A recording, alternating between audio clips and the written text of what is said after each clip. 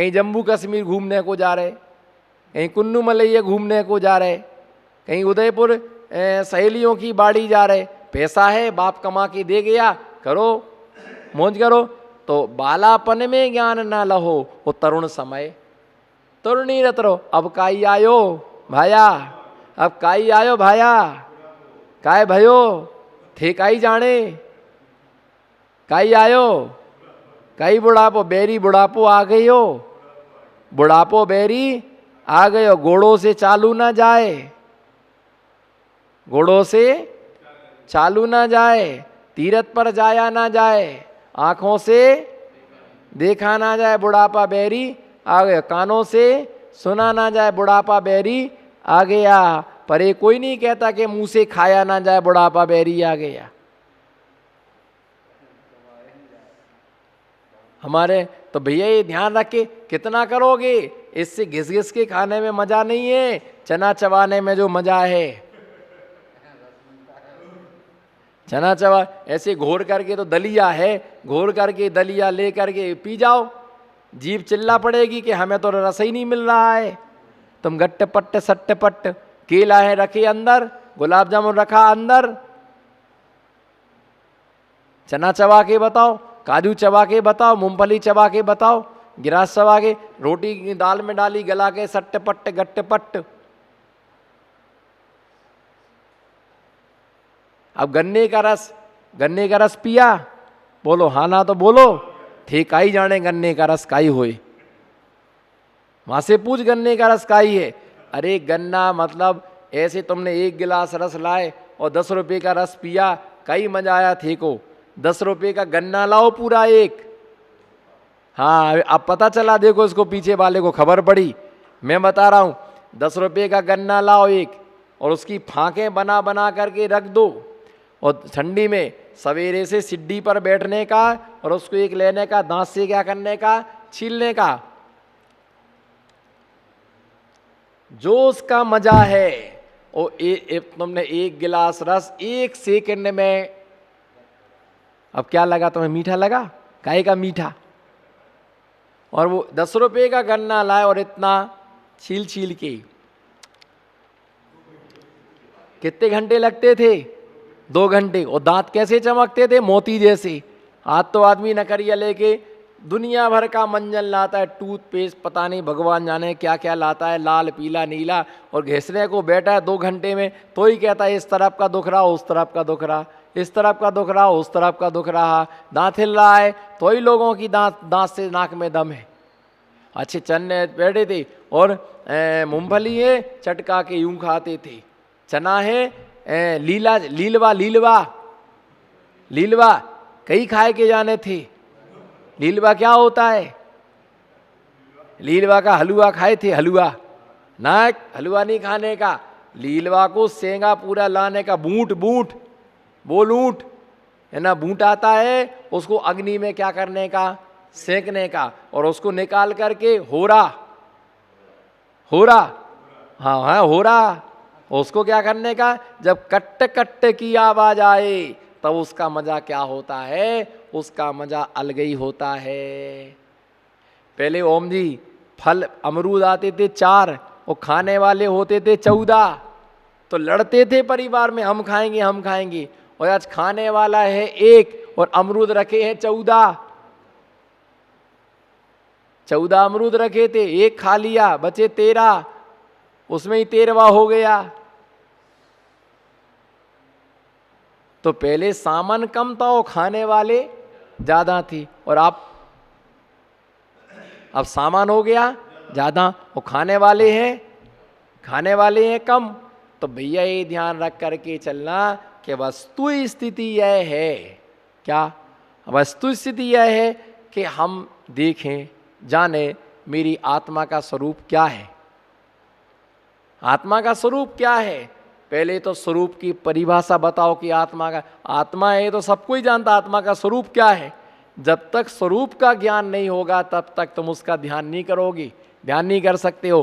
तो ऐसे जो क्या है, इदीदम भावना दाढ़्यम चारित्रम अथवम परम, इसी का जो सुख दुख में मध्यस्थ भाव है, रागदेश आदि में मध्यस्थ भाव है, जीवन में, मरण में, सुख में, दुख में, लाभ में, अलाभ में, संयोग में, वियोग में, इन सब में जो समता भाव है उसका नाम चारित्तम अथवा परम। भाई क्या है? चारित्य भाव है। कौन सा भाव है? चारित्य भाव है। हम सबके ज्ञाता दृष्टा हैं। किसके? हम सबके, बोलो, हम सबके ज्ञाता दृष्टा हैं, पर हम किसी के कर्ता धर्ता। मैंने ऐसा किया, बोलो बोलो, मैंने। एक आदमी आया, बोले महाराज जी मैंने सब किया। मैंने क्या भैया तूने सब किया, तू नहीं होता तो मैं पैदा ही नहीं होता। चौका में मैंने ही सब किया, बाकी तो सब सो रहे होंगे। अरे एक आओ ना, सबके सहयोग से ऐसा काम होगा। बोलो सबके। ये अहंकारी की भाषा है। मैंने किया, मैंने बच्चों को पढ़ाया। अरे तूने पैसा लगाया, पढ़ा तो उन्होंने खुद। गुरु निमित्त बन सकता, पिता निमित्त बन सकता, लेकिन उपादान हमारा स्वयं का होना चाहिए। रुचि हमको स्वयं को होना चाहिए। रुचि है तो नींद नहीं आ रही। बोलो, रुचि है तो नींद नहीं आ रही, और रुचि ना हो तो जय महावीर, जय आदिनाथ, जय शांतिनाथ, जय कुंथुनाथ। पता ही नहीं है किस देश में है। तो भैया ये ध्यान रख करके चलना कि चारित्र्य धर्म जो है महान धर्म है। बोलो चारित्र्य क्या है? महान धर्म है। इसके लिए स्वर्गों में रहने वाले इंद्र भी क्या होते हैं? तरसते हैं। वे भी सोचते हैं कि भगवान हमें भी ऐसा पद क्या हो जाए, प्राप्त हो जाए। लेकिन ये चार धर्म सबको नहीं मिलता है, और गुरु के बिना चारित्र्य धर्म की कभी शुद्धता नहीं होती है। क्या नहीं होती है? गुरु के बिना कभी चारित्र्य धर्म की शुद्धता नहीं। यही कारण है कि उत्तम शिष्य जन अपने गुरु के साथ में रह के, अपने पल पल की आलोचना करके, है ना, अपने दोषों से निर्वृत्ति होकर के, और वो अपनी आत्मा से लगे कर्मों का क्या कर लेते हैं? क्षय कर लेते। कर्मों का क्या कर लेते हैं? नाश कर लेते हैं। तो ऐसा अपना निर्मल भाव रखना चाहिए। हम समस्त पदार्थों को देखने जानने वाले, पर मैं किसी का कर्ता नहीं हूँ, है ना। ना मैं किसी का करता हूँ, ना मैं किसी का, मैंने किसी का कुछ नहीं किया। होता स्वयं जगत परिणाम, मैं जग का क्या करता। मैं तो निमित्त मात्र हूँ। क्या? अगर तुम, कोई बच्चा चलना चाहता है तो हम उसे उंगली का क्या दे सकते? सहारा। लेकिन कदम तो उसे ही उठाना। किसको पड़ेगा कदम? कदम स्वयं को। अब क्या क्या पिताजी हमको चलाते? नहीं, पिताजी नहीं चलाते, तुम्हारे पैर चलते हैं। पिताजी तुम्हें क्या बनते हैं? सहयोगी बनते हैं। तो ऐसा इस चारित्र्य के विषय में जानना चाहिए। इसी मंगल भावना के साथ जय बोलो पंच परमेष्ठी भगवान की। आचार्य अकलंक स्वामी ने स्वरूप संबोधन नाम के इस महान ग्रंथ के अंतर्गत रत्नात्रय धर्म के साथ इस चीज का बोध कराया था कि निज आत्मा के स्वरूप का अनुभव, निज आत्मा के स्वरूप में जानना। मैं कौन हूँ? मैं ज्ञाता हूँ, मैं दृष्टा हूँ, मैं स्वयं को जानने वाला हूँ। और जब तक ये जीव स्वयं को नहीं जान पाया, तब तक पर को जानने से कोई भी फायदा नहीं है। जैसे मान लीजिए धोबी के घर पर एक व्यक्ति वस्त्र दे कर के गया कि मेरा वस्त्र धो करके आप रख लीजिए, दे देना हमको। उसने धो लिया, धो करके प्रेस कर लिया, प्रेस करके घड़ी करके रख दिया, और जब वो लेने आया तो उसे दूसरे का कपड़ा दे दिया गया, और उसने पैक समझा और लेकर के वो चलता बना। और इसका कपड़ा दूसरे को दे दिया, दूसरे कपड़ा इसको दे दिया। जैसे ही वो कपड़ा लेकर के चलता है और घर पहुंचता है, उसने पैकेट को खोला और खोल करके देखा कि ये हमारा कपड़ा नहीं है। तो जैसे ही उसने देखा कि हमारा कपड़ा नहीं है, वो उस कपड़े को लेकर के तुरंत वापस जाता है और कहता है ये कपड़ा हमारा नहीं है। और जो दूसरा लेके गया था वो भी वहाँ से वापस लौटता है, ये कपड़ा हमारा नहीं है। और आपस में दूसरे का कपड़ा बदल गया था तो उसने उसको अपना कपड़ा दे दिया, इसको अपना कपड़ा दे दिया, और अपने अपने कपड़े को लेकर के क्या हो गए, चलते बने। जब ये विचार करो कि एक अचेतन द्रव्य में इतना पहचान होती है कि ये वस्त्र हमारा नहीं है, वापस करो, हमारा दूसरा है, नहीं मिले तो मैं दूसरे का नहीं चाहिए। इसी प्रकार से हमारा स्वभाव और परभाव है ना, ज्ञाता दिष्टा आदि ज्ञान दर्शन चार तप संयम, वो जो भाव है वो मेरा है, और जो क्या है विकृत भाव है वो मेरी आत्मा का स्वभाव।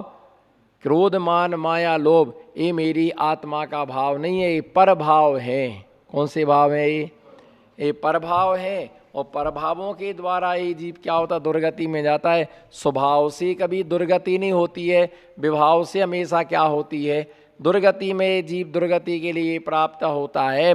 इसीलिए दिया कि आचार्य कुंद कुंद स्वामी ने समय सार में समय के दो भेद बतलाए। समय का मतलब है कि स्वसमय और पर समय। तो स्वसमय का मतलब होता है, स्वसमय का मतलब होता है कि ज्ञान दर्शन और चारित्र्य में जो रति है, ज्ञान दर्शन चारित्र्य में जो रमण है, उसका नाम क्या है, उसका नाम क्या है, उसके लिए दिया स्वसमय। और पुद्गल प्रदेशों में जो स्थिति है उसका नाम क्या है, पर समय। पर समय में जितना समय जाता है, बोलो पर समय में, पर समय में जितना समय जाता है वो सब समय कर्म बंध का कारण होता है। और स्व समय में जितना समय जाता है वो कर्म निर्जरा का कारण बनता है। और एक कर्म का बंध, कर्म का आश्रव, कर्म का संबर, कर्म की निर्जरा, बोलो कर्म का आश्रव, कर्म का पहले आश्रव है ना, फिर आश्रव के बाद बंध होता है ना। बंध के लिए रोकने के लिए हम संबर करते हैं, और जो बंध चुके हैं उनकी क्या करते हैं, निर्जरा करते हैं। नवीन कर्म का बंध होता है, पुराने कर्मों की निर्जरा होती है, आते कर्मों को रोकने का नाम क्या है, संबर है। तो इस प्रकार से जो क्या है, जो आश्रव बंध संबर निर्जरा, बोलो आश्रव बंध संबर और निर्जरा, पुण्य पाप, पुण्य और पाप, उत्कर्षण अपकर्षण, निधत्ति निकाचित, विषयोजना, उदय अनुदय, बंध है ना, सत्व स्थिति, उत्कर्षण अपकर, ये सब कर्म की व्यवस्था को सिर्फ सम्यक दृष्टि जानता है। कौन जानता है, सिर्फ सम्यक दृष्टि जानता है। उस सम्यक दृष्टि भी, सम्यक दृष्टि में विशेष ज्ञानी सम्यक दृष्टि जानता है, जिसे विशेष रूप से सिद्धांत का ज्ञान है। जिस व्यक्ति को चार अनुयोगों के नाम नहीं आते हैं वो सम्यक दृष्टि तो हो सकता है पर विशेष ज्ञानी नहीं हो सकता है। चारण प्रथमानुयोग, कर्णानुयोग, चरणानुयोग, द्रव्यानुयोग। तो जो कर्णानुयोग का विषय है वो कर्णानुयोग में सैद्धांतिक विवेचनाएं, लोक अलोक की विवेचनाएं।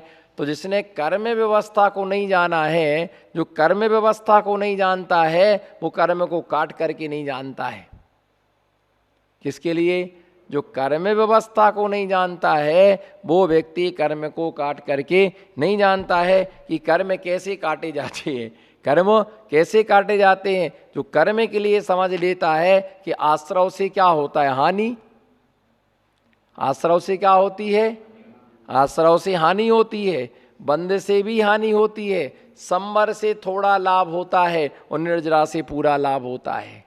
किससे, निर्जरा से पूरा लाभ होता है। तो सम्यक दृष्टि जीव इन व्यवस्थाओं को जानता है और वो ही अपने केंद्र बिंदु पर आकर के क्या होता है, स्थित होता है। और मिथ्या दृष्टि क्या होता है, किसने देखा परलोक, किसने देखा यह लोक, वो विश्वास ही नहीं कर पाता है। परंतु ये नहीं दिख रहा, आपको स्वर्ग दिख रहा, हाँ बोलो या ना बोलो, आपको स्वर्ग दिख रहा, स्वर्ग दिख रहा आपको, नहीं,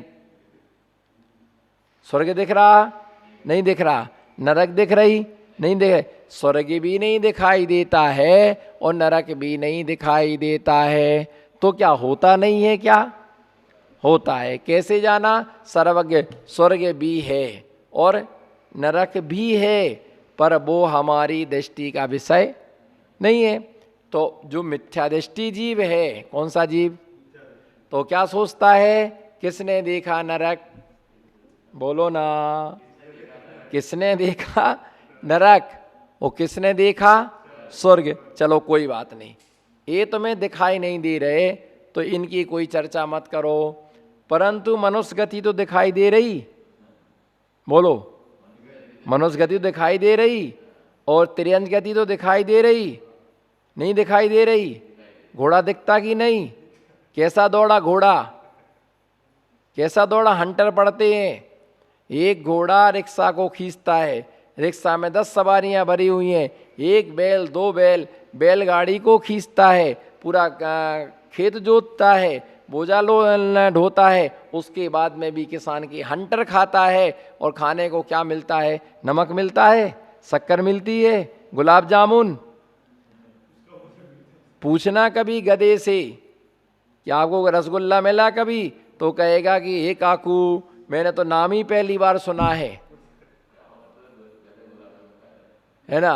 तो रसगुल्ले का वो नाम ही वो नहीं सुना होगा। गधे को किसने लड्डू खिलाए? घोड़े को किसने लड्डू खिलाए? हाँ, बैल को एक बार फिर भी कोई लड्डू खिला दे, हाथी को भी एक बार लड्डू खिला दे, लेकिन गधे को कोई लड्डू, गधे को कोई लड्डू नहीं खिलाता है। ऊंट को कोई लड्डू नहीं खिलाता है। हाथी को लड्डू कब खिलाते हैं? हाथी को लड्डू जब खिलाते हैं कि जब पंचकर्णक होते हैं, गजरथ महोत्सव होता है, गजरथ निकलता है, तो उस समय हाथी को भी क्या खिला देते हैं? लड्डू खिला देते हैं। बैल को नंदी पूजा में उसके लिए बैल को भी क्या कर देते हैं? लड्डू खिला देते हैं। पर गधे को कोई लड्डू नहीं खिलाता है।